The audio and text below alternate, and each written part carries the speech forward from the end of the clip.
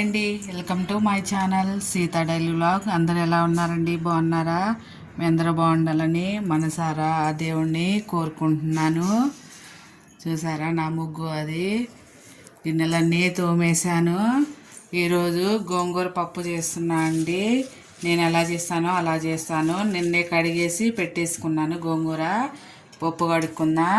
అందులోకి ఒక టమాటా, ఒక పెద్దది ఉల్లిపాయ ఇప్పుడు కోసుకుందాం. ఇది ఒక గ్లాసు పప్పు అండి. నేను ఎప్పుడు పప్పు వండేటప్పుడు కొంచెం సేపు నానబెడతాను. ఒక అర్ధగంట అయినా అలా ఒక అర్ధగంట నానబెట్టేశాను. ఇప్పుడు ఇందులో ఒక గ్లాసు నీళ్లు పోసుకుందాం. ఫస్ట్ పప్పు ఉడకబెట్టుకుంటున్నా. ఒక హాఫ్ స్పూన్ పసుపు వేసుకొని కుక్కర్ మూత పెట్టేసుకుందాం. మూత పెట్టే ముందు ఒక స్పూను నూనె వేస్తున్నానండి. పప్పు కుక్కర్లోంచి బయటికి రాకుండా ఉంటుంది. ఇప్పుడు కుక్కర్ మూత పెట్టేసుకొని స్టవ్ వెలిగించుకొని స్టవ్ మీద పెట్టుకుందాం. వెలిగించి కుక్కర్ స్టవ్ మీద పెట్టాను. ఒక 4 విజిల్ రానిస్తే అయిపోతే పప్పు ఉడుకుతుంది. ఇప్పుడు ఉల్లిపాయను టమాటా కట్ చేసుకుందాం. టమాటా కొంచెం సన్నగా కట్ చేసుకుంటే తొందరగా మగ్గిపోతుందండి. గోంగూర పప్పు చాలా బాగుంటుంది. నాకు చాలా ఇష్టం. గోంగూర పచ్చడన్నా పప్పు అన్నా మా ఇంట్లో చాలా బాగా తింటారు. చాలా బాగుంటుంది. ఒకసారి ట్రై చేయండి.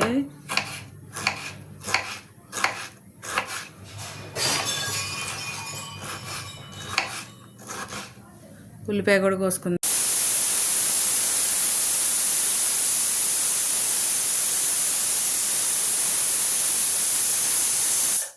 నాలుగు విజిల్ అయిపోయినాయి. ఇప్పుడు స్టవ్ కుక్కర్లో ఫ్రెషర్ పోయేలోపు గోంగూర తాలింపు వేసుకున్నామండి.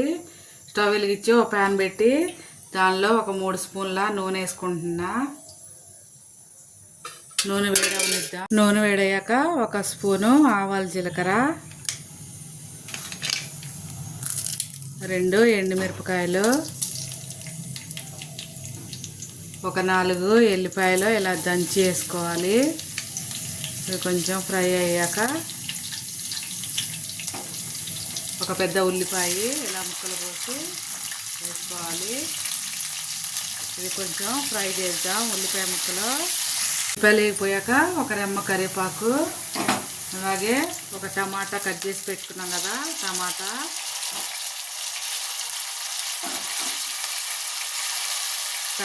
మెత్తగా సాఫ్ట్ కావాలండి. బాగా గుజ్జు కావాలి.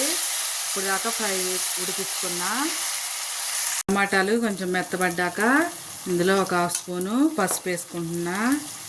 అలాగే ఒక హాఫ్ స్పూను ఉప్పు వేసుకుంటే టమాటాలు తొందరగా మగ్గిపోతాయండి. ఇలా టమాటా వేగిపోయాక మెత్తగా మ్యాష్ అయిపోయాక ఇప్పుడు ఇందులో ఒక స్పూన్ కారం వేసుకుంటున్నా. స్పూన్ కారం వేసుకొని కలుపుకొని గోంగూర ఉంది కదా, ఒక పెద్ద కట్ట తీసుకున్నానండి. నేను గోంగూర నిన్నే కడిగేసి పెట్టేశాను, అందుకే ఇట్ట వళ్ళిపోయినట్టుంది. ఒక రోజు ముందే కడిగేసి పెట్టుకున్నానండి. ఇప్పుడు ఇదంతా ఇందులో కలిసేలాగా కలుపుకోవాలి. మొత్తం ఇలా కలుపుకొని కొంచెం దీన్ని నూనెలో మగ్గనిద్దామండి. దీని మీద కొంచెం నూనె వచ్చేదాకా మగ్గనిద్దాం. మగ్గేలోపు కుక్కర్లో ప్రెషర్ పోయిందండి. ఇప్పుడు దీన్ని తీసేసుకొని పప్పు గుత్తితో మెనుపుకుందాం. ఇలా మెత్తగా పప్పు గుత్తితో మెతుక్కుందాం. గోంగూర మగ్గాక ఈ పప్పు అందులో వేసుకోవాలి. ఉప్పు మెతుకొని ఆడబెట్టుకున్నాం కదా, ఇప్పుడు గోంగూర మగ్గిందో లేదో చూద్దాం. గోంగూర మగ్గిపోయిందండి. ఇప్పుడు ఇందులో ఒక స్పూనే చింతపండు రసం వేస్తున్నా. కొంచెం గోంగూర పుల్లగా ఉన్నా కొంచెం చింతపండు వేస్తే రసం చాలా బాగుంటుంది. ఒక 2 నిమిషాలు కలుపుదాం. ఉడకబెట్టుకున్న పప్పు వేసుకుందాం.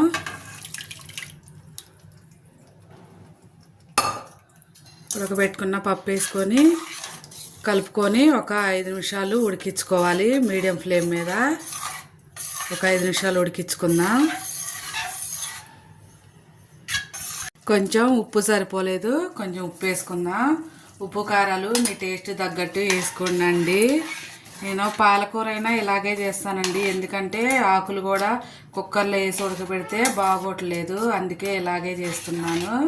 గోంగూర కూడా అందుకే ఇలాగే చేస్తున్నాను. ఒకసారి ఇలా చేయండి, చాలా బాగుంటుంది. ఇంకా 2 నిమిషాలు ఉంచుకుందాం. కొంచెం ఇంకో 2 నిమిషాలు ఉంటే అయిపోతుంది గోంగూర పప్పు. వాళ్ళు ఎందుకో కొంచెం మనసు బాగాలేదండి, అందుకనే కొంచెం పూజ చేసుకున్నాను. వాళ్ళ సోమవారం కదా, కొంచెం పూజ చేశాను. అంతేనండి, అయిపోయింది గోంగూర పప్పు. చాలా బాగుంటుందండి గోంగూర పప్పు. ఇలా చేస్తే ఒకసారి ట్రై చేయండి.